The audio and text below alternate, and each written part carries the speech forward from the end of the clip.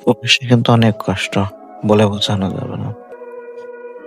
আমার ১ম পর্বে আমি আপনাদের বলেছিলাম যে আমি বড়দিয়ায় যখন কাজে যাই ওখানে ৩ মাস ডিউটি করি। বেতন ৳৫,০০,০০০ সেখন ডলারের রেট কম ছিল। তাছে $৪০০ এরকম আসে।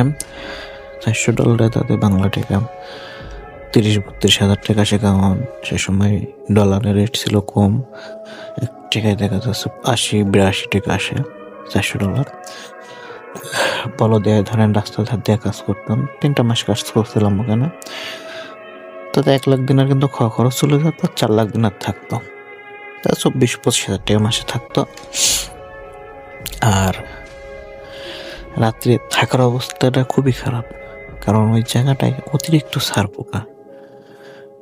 রাত্রে মানে যে ৩টা মাস ছিলাম, ৩টা মাস যে ছারপোকার জন্য এক্কা জীবনটা অতিষ্ঠ হয়ে গেছে। তারপরে ৩ মাস পরে আমি বর্তমানে এখন যে জায়গায় আছি জায়গাটার নাম ফ্যামিলিল্যান্ড চিকমা। আর ওই আগে বলদিয়ায় যে কাজটা করছিলাম ওটার জায়গাটার নাম আসিফ, এখান থেকে একটু দূরে। তো আবার আমি এখানে কামব্যাক করি, কারণ এখানে আমার বড় ভাই চাকরি করে। তো বড় ভাই যখন ছুটিতে বাড়ি যায় ৬ মাসের জন্য, আমি আবার এখানে আসি ৬ মাস কাজ করি।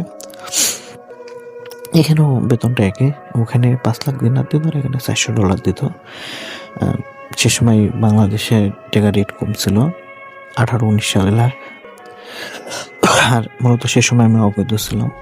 তো এখানে যখন আসি, এখানে থাকার জায়গাটা কিন্তু খুবই ভালো। আর যে কাজকামগুলো একদম বাড়ির মতো, পরিবেশটা বাড়ির মতন, আটকা জায়গা, মানে একটা এরিয়া, বাউন্ডারি এরিয়া, ১৩১টা ফ্যামিলি বাসা আছে।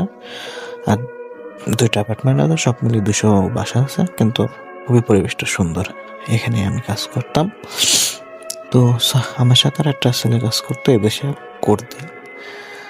তো তারপরে যখন ৬ মাস এভাবে কাজ করতে করতে যখন আমার ভাই চলে আসে, তখন আমার ভাই চাকরিতে থেকে গেল আর আমি চলে গেলাম। তার মধ্যে একটা কথা, এখানে সে সময় কারেন্টের কাজ ছিল, অনেক রকমের কাজকাম ছিল। একটা করতে আসেও কিন্তু কিছু জানতো না, আমার কাছ থেকে সব শিখে নেওয়ার পরে কিন্তু ওকে রেখে দেয় কোম্পানি, আর আমাকে তাড়িয়ে দেয়। আচ্ছা বাস্ট আমি চলে গেলাম এখান থেকে। চলে যাই আবার সেই ভিলায় উঠি।